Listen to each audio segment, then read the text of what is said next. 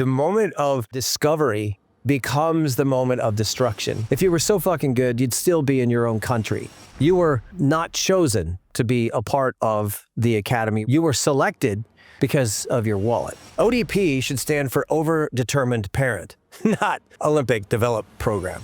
You are not a teacher. The game is the teacher. All right. Coffee. It's good. It'll perk you up. This is Unleashed. I'm Eric Wynalda. Obviously, today is a very unique day. My good friends at Calafino are taking care of us.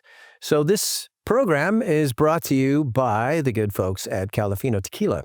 I love it. You should love it. It's the Calafino way, even though I live in Vegas. But maybe that's just me missing home. Either way, figure out a way to get it in you.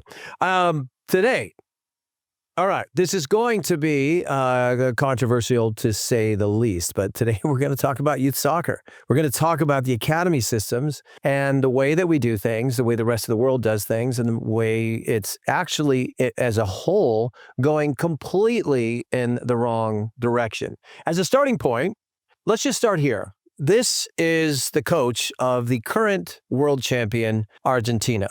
Let's read through these quotes, because the idea that even other countries, such as Spain, are now getting to a stage where they feel that all of their coaches are overloading their players with too much information, that players are becoming way too robotic. The idea that you could tell Lionel Messi at a young age, hey, not to do that or not to dribble. What kind of a player would we have if that would have happened in Argentina when the kid was young? I used to laugh about this. I think Diego Maradona actually grew up, a version of Diego Maradona, not the actual Diego Maradona, but a version of Diego Maradona has grown up in the United States at some point over the last 30 years. But at some point, one of our coaches said, hey, that's pretty good with your left foot. Why don't you see what you can do with your right? And thus was the beginning of the destruction of the player. I've always said that. The moment of discovery becomes the moment of destruction in this country. There's too many coaches out there, all kinds of methodologies, philosophies. We can go into Pep Guardiola. Pep actually has been at several destinations, always had great success. But the other thing that he's had in the middle of all that methodology and all those ideas and these philosophies that have changed the game and possession, obsession, possession, all of that stuff. If you really look at it, Pep's always had some of the best players on the planet.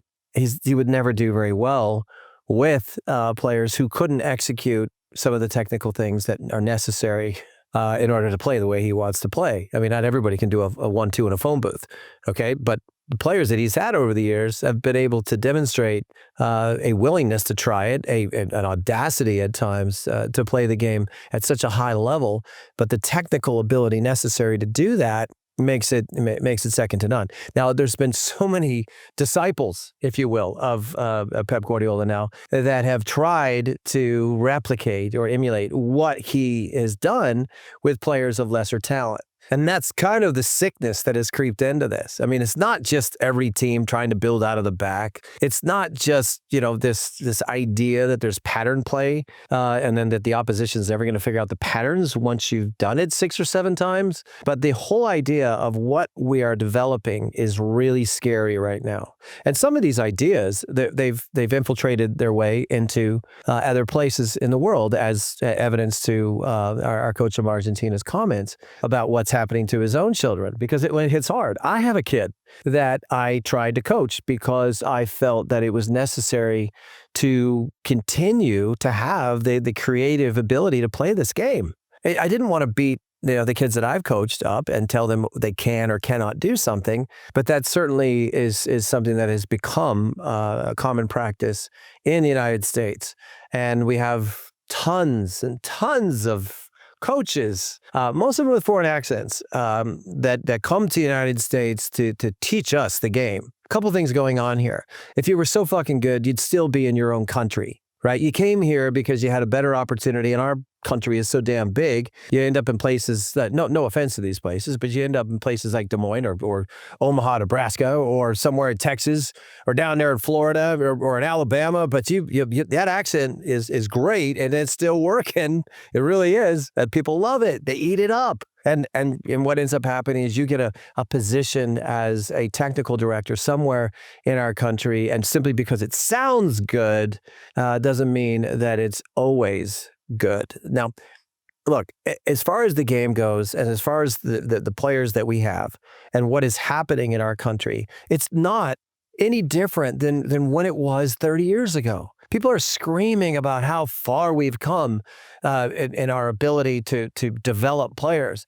All we've done is convince people to spend more money on a bunch of facilities to make it a little bit more fun to show up. That's all that's happened. It's really it. I mean, all we have is a bunch of these cathedrals and these amazing training facilities. But has the soccer got any better? Ask yourself that. Has the soccer got any better? Now, I've been on the phone actually this morning with a couple of old friends of mine. And, these are people that are still very engaged and a part of the developmental systems that are all over the country. And of course, all over the world. And comparing and contrasting the difference between ideology and methodologies of someone like Holland, who always seems to produce great players. South America, the likes of Argentina, Brazil, they still have a flamboyance to their game that we just don't seem to grasp at times, but we're kind of killing that. And it's really unfortunate. But these guys, have just a very high knowledge of what it takes to develop great players. And they're evaluating what they're seeing now. And everybody is telling us that this is wonderful. All these academies are doing an amazing job at developing players. I'm not going to refute that, but what I'm going to say is they're actually developing players to do what specifically? I mean, if you really look at the majority of these academies, what they like to do is they like to create a player profile and then see if you fit into that player profile. And if you don't, then you become a versatile player that plays everywhere and gets average at everything. And it never becomes a specialist because you just weren't good enough at one specific thing and you didn't fit into some player profile. So you got pigeonholed into a position. If we were to go back in time and figure out, okay, how many forwards, I mean, this is normal though, how many forwards did we have at the youth level, like just pounded in goals, that were turned into right backs? Never a left back, by the way. Why is it always right back? Such an odd thing. We never find a left back, but man, we've got thousands of right backs that used to be forwards. But the reality is that once these kids get to about the age of 16, this is kind of where the turning point is. In the United States, we have college, right? College has become refuge for all of the academy failures in Europe. Go look it up.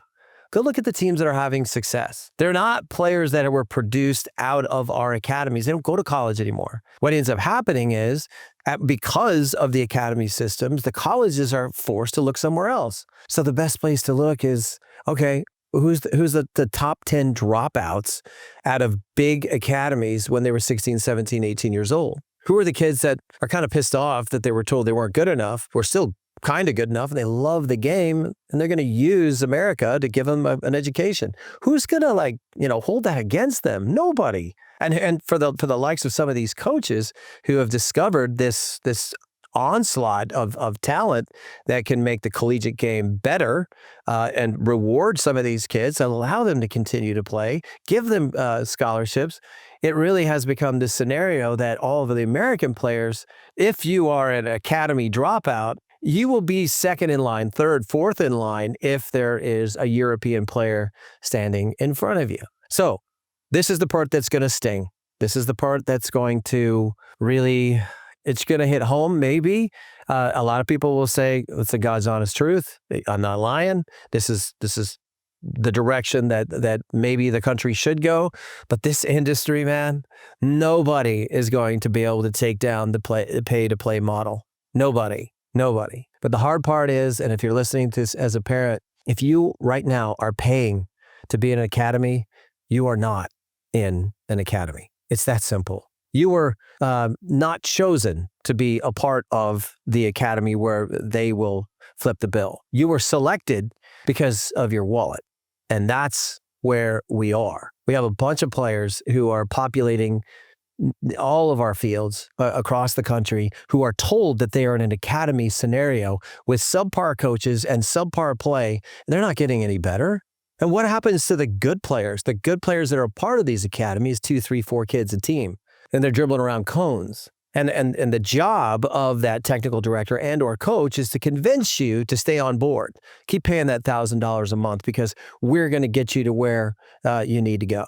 When it's really all about 2 or 3 players who are going to have a chance to go to Major League Soccer, and then they're probably not going to make it. Those are the numbers. That's not me saying anything that out of spite or just, this is our developmental system. Our developmental system is flawed, and we don't have the ability to create better environments for our players. Now, the United States is huge, right? We've got 27 destinations that are official academies in this country. I'm excluding Toronto, Montreal, and Vancouver, not because you're Canadian, just because I'm trying to make a point. But there are 27 destinations that are in the United States that actually have an official academy, that those kids are invited and they are financed by the club itself, which is the way it should work. Now, in our country, we have thousands of affiliates. We have thousands of clubs that call themselves a high level. They have a high level coach. They demand that they have an A licensed coach that would be, that's the service that you're paying for, that your kid is going to come to this club and look at our coach. I mean, this guy was in Europe, a long time ago, and boy, he knows what he's talking about. And then the accent kicks in, and then he's read a couple books, and he puts the cones in the right places. Some of the practices look like a circus, and the parents are impressed, and they get their wallet out again. That's not how this works. Now, when I was talking to my friends, let's go back to that. One of the things that we talked about is the way we used to do things and the way that state associations across the country used to select players. It was called ODP. ODP, if I'm being honest, was the closest we've ever come, and I'm quoting my friend now, to actually having the ability to select players because state association paid for it. It was a tryout. All the players came in from high schools, right? And there wasn't a lot of club soccer back then. There was only a few clubs. And usually the club teams were already an elite group of the best of the best. And then they played against each other. And then if you did form a club and you tried to play against those guys, you got your asses kicked pretty bad because that's the way it worked. And those were the kids that, and if I'm going back, and maybe some of my guys will even see this, but when I was in high school, we knew who the talented players were. They were populating all of the little clubs. He was a guy named Stevie McKenzie. He's left us. That guy was amazing. Robert Harris, don't think I didn't forget you.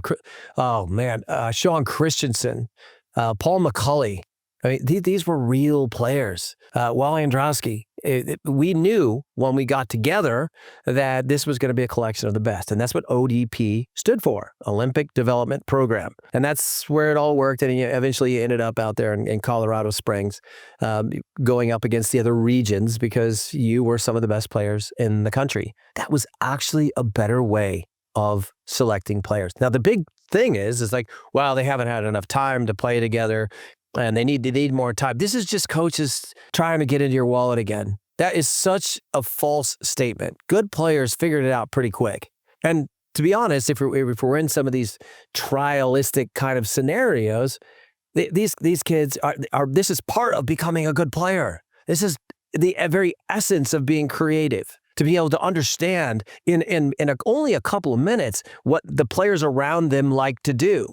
Okay, that guy is definitely not left-footed. I got to make sure I pass the ball to him. Okay, that guy's not fast enough to put him into space, so I have to play to his feet. That guy's fast, and he has the touch of an elephant. So let's just keep playing it in front of him and let him run in on. It's not hard, folks. It's not. We got somebody who can cross the ball on the left. You got somebody who can cross the ball on the right. And these are specific players who are creating their own player profile. They don't need you to tell them how to play or how this is supposed to look and check off all the boxes. Man, when people start saying that, I know you're full of shit. Those were the frauds. In case you're wondering, the next time somebody says check off all the boxes, just check them off as a fraud because they are. Now, what it used to happen with ODP is you'd end up putting together an all-star team, which ended up being a regional team, which ended up being our national team. And nobody had to pay for it. Nobody had to get in their wallet. Ask yourself this, how expensive is ODP now? Is it the best players? No, it's not. It's the people who can afford it. And they're not the best players at all. But you're being told that they're going to go play against the best players, and this is a real opportunity, which it is not. ODP should stand for Over-Determined Parent, not Olympic Developed Program, because it's certainly become something that is more of a hindrance on our development than anything else, because it gives us the false hope that these players are actually going to be the best we got. They're not. They're nowhere near. The best players that we have are probably playing in a Sunday league, and no one's telling them what to do. No one's even coming close to saying, hey, stop dribbling. Hey, that was a bad pass. Don't make another one. And they certainly aren't strapped to a device that will be hooked up to a computer that will tell them that they had a 92% pass completion at the end of practice. Everything that they do, they get from their own mind, through their own creativity, and they certainly don't have somebody standing on the sidelines telling them that they don't like the way they're painting the painting. I mean, would you stand behind a painter and say, why'd you do that? Like, it's your painting. You don't get to have an opinion until it's over. And then guess what? It's still an opinion. I don't like it. Well, fine. We don't care.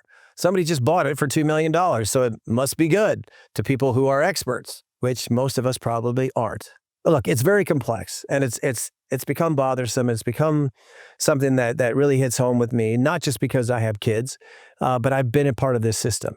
And what is now happening, and I'm going to have to do this, and it's only because I don't have that mechanism. Maybe it's just the way I am, but there's no way in hell that I'm going to sit here with a straight face and tell you that Major League Soccer is doing the right thing with their MLS Next programs to say that winning doesn't matter, that it's about performance.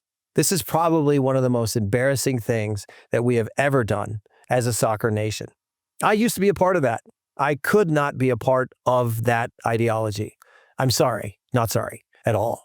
If this country is going to get better in this sport, which is there's so many obstacles to overcome, there has to be obviously the trickle-down effect from our professional leagues doing things appropriately and the right players finding their way into these organizations and the right people coaching them.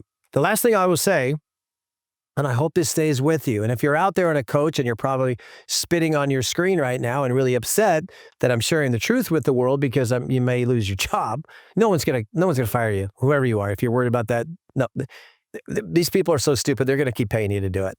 Just don't worry about that. But do not call yourself a professor, and you are not a teacher, all right? I wanna make that very clear. If you're gonna do anything and we're ever gonna get along, just use these words.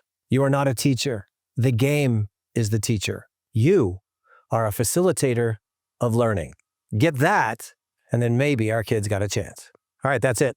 This was Unleashed. All right, some of my favorite stuff is on this program is when you guys chime in and you send me, sometimes you ask a question, sometimes we debate something, sometimes you have a shot at me, which is totally fine. And sometimes you write a novel. Okay, I'm going to paraphrase. Here's what it looks like. This is what counts. At MMM count. We're just going to call you because isn't that what you're doing? This whole thing is okay. A parody allows you to have a league in which virtually no stadiums are ever empty for large parts of the season. A closed league, no relegation, and an unbalanced schedule allows you to have 30 or 40 clubs in the top flight and makes every club super valuable. Parody, that's the second time you use that word, also gives every manager and every coaching staff a fair chance of showing what they are worth. When did sports fairness in any business? What business are you in?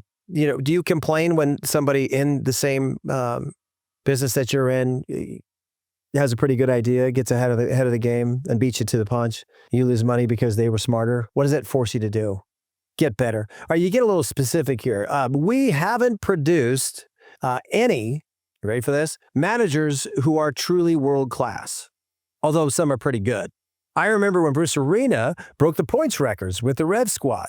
That was dirt cheap and basically no recognizable names. Man, do you see what you're falling into here? You see what you're doing? First of all, why are you commenting on world-class? And why is recognizable necessary? Recognizable is irrelevant to be honest. All right, look at Triple G. That's Greg Berhalter, who's doing something very similar in Chicago right now. This was surely a quick turnaround. Wilfred Nancy in Columbus comes to mind as well. Some of them are clearly better than others, although world class is a ways off. All right, a lot to unpack there. And I'll just paraphrase in the second part. You kind of go into what's sustainable and what MLS is doing, and you finish off with we've come a long way on that front. And the front, you can go ahead and read this. I'm not. I've already read it, but I don't think I need to share all of it with you. I think it'll just cause more confusion. But not long ago, the best MLS clubs would lose to the best Mexican clubs 85% of the time. That is shifting. I don't know if I'm too sure about that. There's so many variables and circumstances that chime in there. It's not always about talent, but we've got a plan and a path that sees us achieving near total dominance over them in the long term. We're doing that. Let's do that. This is working. Okay. You're right. This does work for this model. This is exactly what the model was built to do. We have plenty of people out there, chiming in about these kind of things. Build a better mousetrap is something that I always hear my good buddy Alexi Lawless say. There is a better mousetrap, right? But this is always going to come down to opinion. It depends on what your overall goals are. It depends on what exactly we're trying to do. And if we are trying to develop players that are going to eventually do well in our league, and eventually make a jump to go make money or to be a part of better outfits. Yes, better outfits and bigger teams and more responsibility, not just the money, but also the value and all of the responsibilities that come along with that. You know what this reminds me of? Basically, MLS, even if we found a really good player, we're so reluctant to let him go. We're so reluctant to say, hey, and celebrate it. I mean, I was giving an analogy to my buddies in the studio just now. It's just like, this is what we're doing. What happens when, let's say, this is a chess club? Forget soccer for a second. It's a chess club. And the guy that keeps winning all the time against everybody else in the club is finally at a stage where he's like, checkmate. Checkmate. Oh my God. I'm going to make this game last a little bit longer because I'm bored. Checkmate. Eventually, they might even get to the stage where they go, wow, you won. Simply because they're bored. Look, there's a lot of analogies we can make when it comes to this. Please don't comment on world class when you're not even allowing them to experience world class. World class is not here. This is the United States. This is Major League Soccer. This is not the NHL, the NBA, or the NFL, or Major League Baseball. This is not the pinnacle of anybody's career, and it never will be. And if you can't understand that, and you've married yourself to parity and mediocrity, then that's great. That's great. But it's not the way this should work if we have any intention of being a better soccer nation. And allowing our players to develop, recognizing the moments, the exit points when they arrive, and getting that part right, and sending them off, getting the money and fair value for the player, and reinvesting, not into facilities, in the abilities of these players. It's a good comment. It's quite a novel. I understand where you're coming from, but I hope that helps. We see the world very differently.